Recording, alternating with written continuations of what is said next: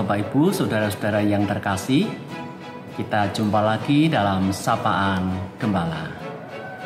Sapaan firman Tuhan hari ini terambil dari Injil Yohanes 5 ayat 38 sampai yang ke-42. Namun pada saat ini kita akan memfokuskan ayat yang ke-38 dan 39. Sebelum kita bersama-sama mendengarkan dan merenungkan firman Tuhan, mari kita bersehati di dalam doa. Kita berdoa. Kami ucap syukur padamu Tuhan, Engkau senantiasa memberikan perlindungan bagi kami semua. Terlebih Engkau telah memberikan ketenangan di dalam kami beristirahat malam yang telah kami lalui. Hari ini Tuhan, kami akan mengawali kehidupan kami dengan mendengarkan sapaan firman-Mu. Kuasai hati dan pikiran kami, sehingga firman-Mu sungguh-sungguh menyapa hati kami dan hidup kami hanyalah seturut dengan kehendak Tuhan saja. Di dalam nama Tuhan kami Yesus Kristus, kami senantiasa berdoa dan mengucap syukur. Terima kasih Tuhan. Amin. Bapak, Ibu, saudara-saudara dan anak-anakku yang terkasih, firman Tuhan dalam Injil Matius 5 ayat 38 dan 39 demikian firman-Nya. Kamu telah mendengar firman, mata ganti mata dan gigi ganti gigi. Tetapi aku berkata kepadamu, janganlah kamu melawan orang yang berbuat jahat kepadamu, melainkan siapapun yang menampar pipi kananmu, berilah juga kepadanya pipi kirimu. Saudaraku, seorang kakak yang merasa panas hati karena adiknya yang ia sayangi telah disakiti oleh pacarnya, dia berujar demikian, tunggu pembalasanku, pembalasan lebih kejam daripada perbuatan. Saudaraku, apa yang disampaikan seorang kakak tadi jamak atau umum dilakukan oleh kebanyakan orang. Kalau merasa dirinya disakiti, kalau dirinya merasa dikecewakan, kalau dirinya telah dilukai oleh seseorang, bawaannya itu ingin membalaskan rasa sakit hati, kecewa, dan luka itu kepada orang yang telah berbuat jahat. Kalau perlu, dendam yang dilakukan, pembalasan yang dilakukan lebih berat daripada apa yang telah diperbuatnya. Kalau orang lain telah melototinya, maka dia tidak cukup hanya melototinya.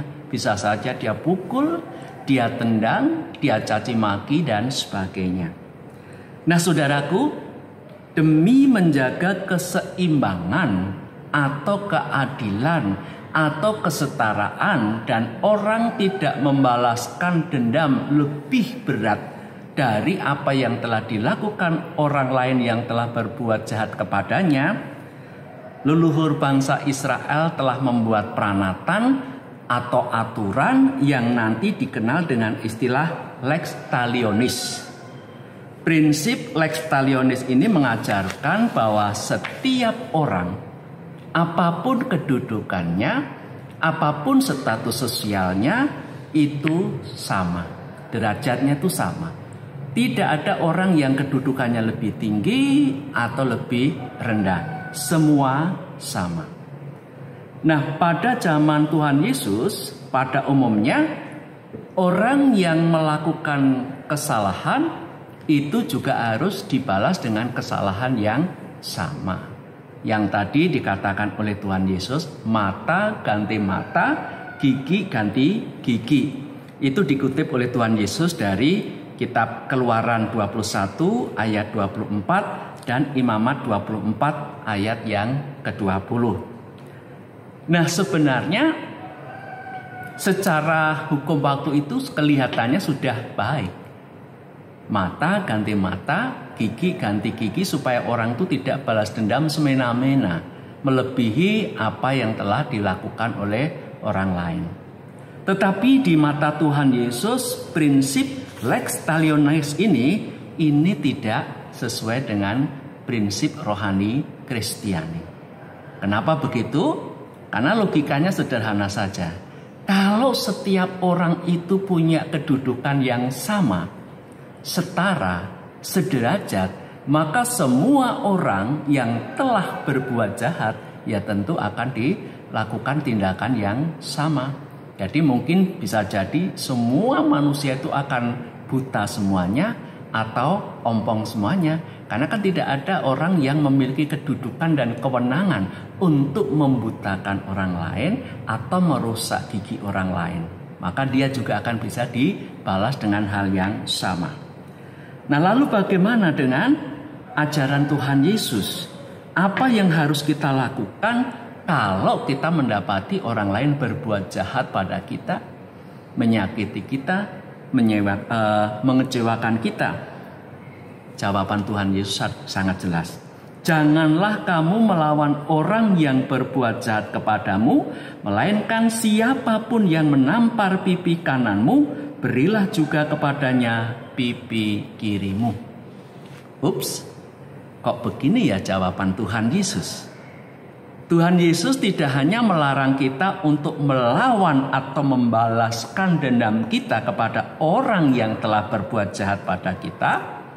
Malahan di sini Tuhan Yesus memerintahkan kepada kita untuk memberikan pipi kiri kita kepada orang yang telah berbuat jahat yang menampar pipi kanan kita. Nah, kalau begini jadinya ya bisa bonyok dong kita. Pipi kanan dan pipi kiri kena tamparan semua. Nah, saudaraku, supaya kita tidak salah memahami apa yang Tuhan ajarkan ini, mari kita sungguh-sungguh perhatikan firman Tuhan tadi. Konteks masa itu, Bapak Ibu, saudara-saudara yang terkasih, menampar pipi, apalagi pipi kanan, itu sebuah penghinaan yang serius. Karena sama artinya merendahkan martabat orang yang ditampar. Asumsinya orang yang menampar itu tidak kidal. Jadi kalau orang itu tidak kidal, menampar pipi kanan hanya bisa dilakukan dengan punggung tangan. Tidak mungkin dengan telapak tangan.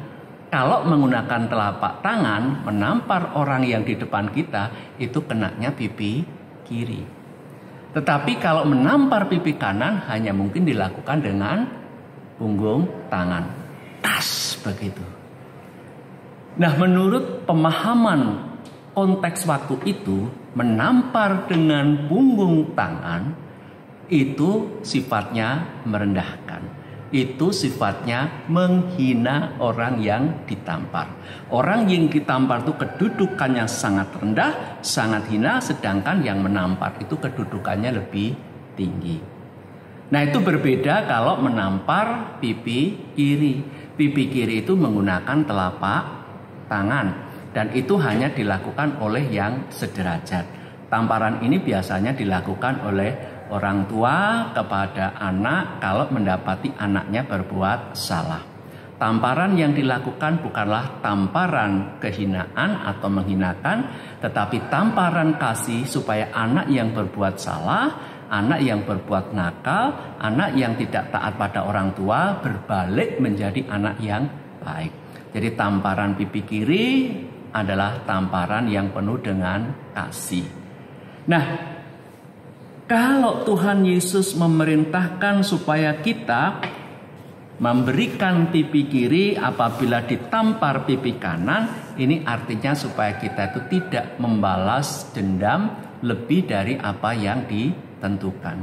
Karena konteks masa itu, Bapak Ibu, saudara-saudara yang terkasih, kalau sampai ada orang yang menampar pipi kanan seseorang, itu kompensasinya, itu hukumannya itu sangat berat. Selain bisa didenda dengan sejumlah uang tertentu, bisa juga orang yang menampar itu karena sudah merendahkan, itu bisa dipotong kupingnya.